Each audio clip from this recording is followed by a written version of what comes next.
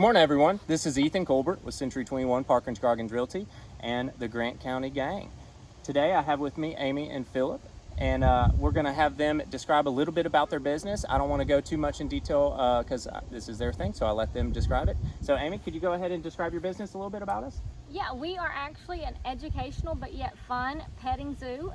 We have exotics and we have regular farm animals, but we designed the farm for family engagement and for families to come together and have a place to go on Saturdays and Sundays to spend time together. Okay, good. And go ahead and let them know exactly the name of your company and the farm. Circle D Funny Farm. Circle D Funny Farm.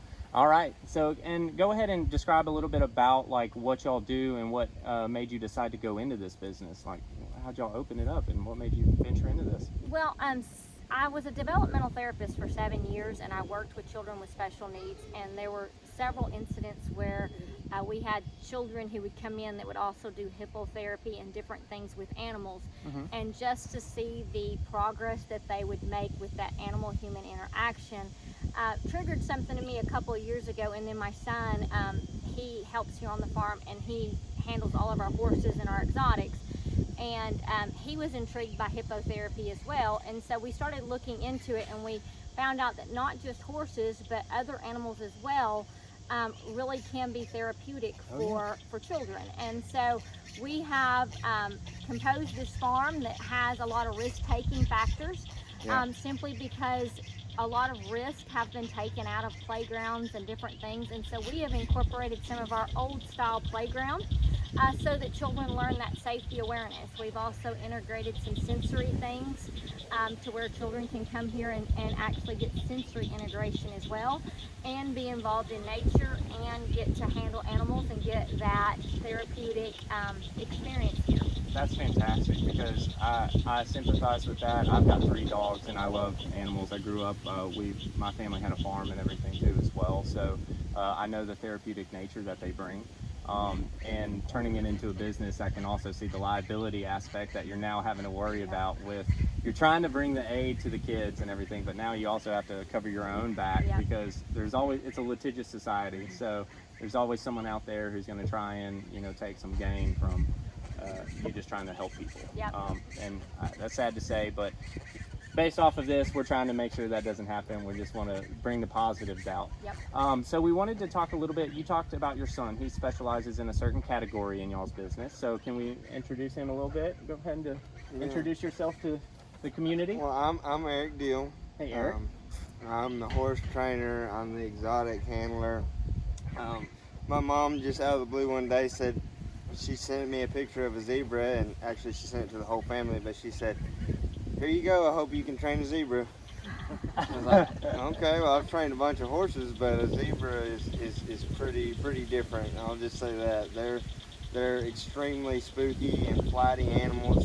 They don't trust very easy. It's nothing like a horse. A horse, you can trust a horse to a certain extent. I mean, he still has a mind of his own, but I trust my kids on a horse much rather than putting them on a zebra or even being around a zebra. Yeah, of course. They're a little bit more wild. Oh yeah, they have in nature. 1,000 plus years of wild DNA that's run through him, of that prey instinct that you can't hardly get through. But luckily we've gotten through to him, and he has his own little show on Saturdays and Sundays, and he's coming a long way. He's a smart little joker for sure. And well, did y'all get into this profession? What made you choose this?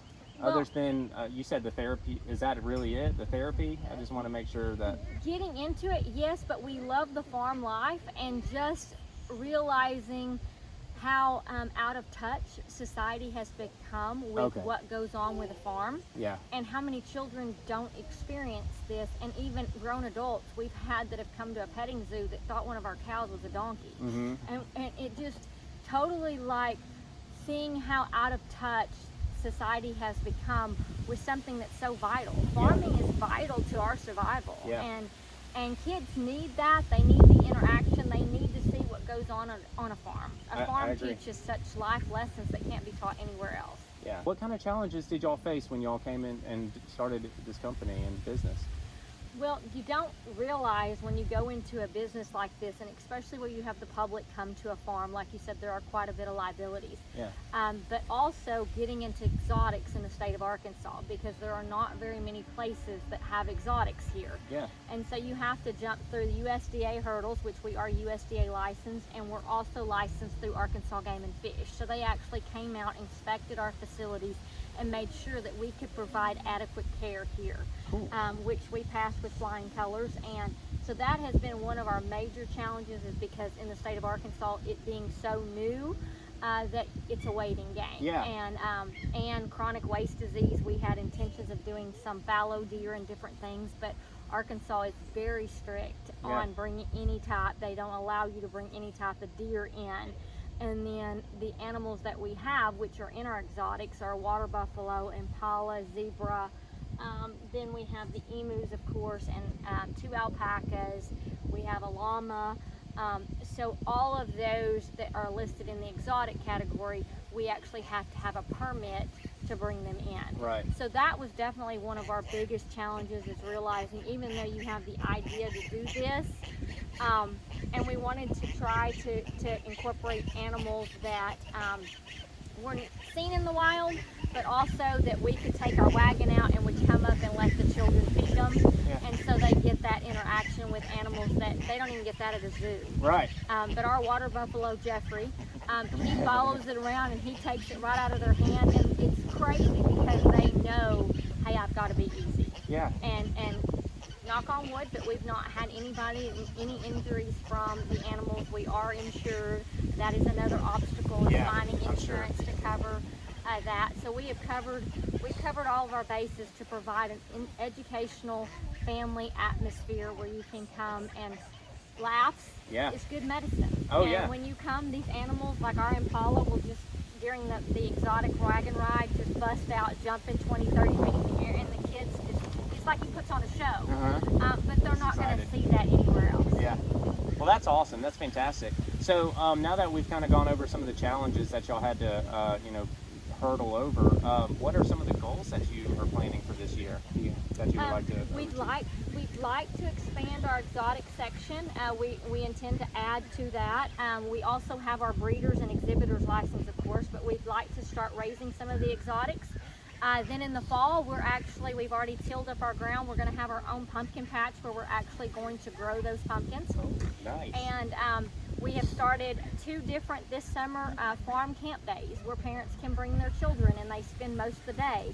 And they get to wash and groom, and he teaches them horsemanship. And then we've added a creativity venue, like a creativity part to that, to where they actually get to paint on the horses. And so they get to paint their own design, kind of like, the war parties back in the day. They get to choose what they want to put on the horses, and that paint's non-toxic and it washes off, but they get to do that. They also, the ones that are coming on the 27th, get to help plant our pumpkins for the fall festival. So they're going to get to see what it's like to put seeds in the ground and come back 3 months later and actually see something produced from that. That's awesome. Now, I have a question pertaining to that. So when planting these pumpkins and everything, are y'all planning to sell or donate or do anything with the pumpkins, or is it just like a kind of fundraiser or just something to do? Actually, when the students, we have schools come out, and then we'll have a fall festival that's open basically September through the end of October, where schools can bring their kiddos and they get to take a pumpkin. It's included in their price to visit the farm. Okay, cool. Most patches around here, pumpkin patches, they don't grow their own. They actually go and get them and then they bring them in. Right. But we wanted to be a little bit different, and we wanted to provide the students that come to our camps the agri experience. Okay. Of awesome. growing something. So the last 2 questions. Why do you think it's important to shop local in the community? It is so important because, especially in small communities, you need to feed off of each other. Like, for instance, we have a restaurant that's half a mile down the street here, and we provide to where if somebody comes to our petting zoo on a Saturday or Sunday, they get a ticket. If they take that ticket up to Mama Kay's, which is that restaurant, they get 10% off their meal. And then they refer them here. All right, Mama Kay's. Yes. Y'all here? Yes. We're coming to you next. But It's so crucial, and I am guilty of it. I've owned small businesses in Hot Springs County before. I've owned businesses like this one. My husband owns a business, and without each other doing this, we're not competition. And I think that's one of the things that people need to understand. When you have new restaurants come in, when you have newness, it's not competition, but you're building an environment that attracts people to want to live in your community and people to want to come to your community. Because I'm more likely to go to a community that has 2 or 3 shopping places or more rather than one that just has one. And so if we learn to support our community, we're really supporting ourselves by supporting 100%. those others. And that's the whole basis of why I do this, is literally to show if I can go out and support our community in a way, then hopefully they can support me back and the community back as well. So that is the whole focal point of this. But anyway, I'm glad that I am able to, have some like-hearted and minded individuals that are, trying to go towards the same goal and operate the same way. And then lastly, anything excited that y'all have coming for the customers to know about? We have more exotics that are coming, but our biggest thing is those farm day camps on June 27th and then July 11th.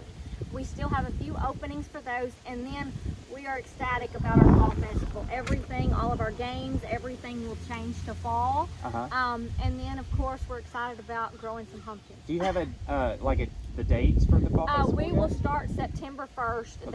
And we will open to schools starting September 1st. We'll still be only open to the public on the weekends, but we will be open. We'll close August because of the heat and to kind of recoup and get ready for fall and change out everything.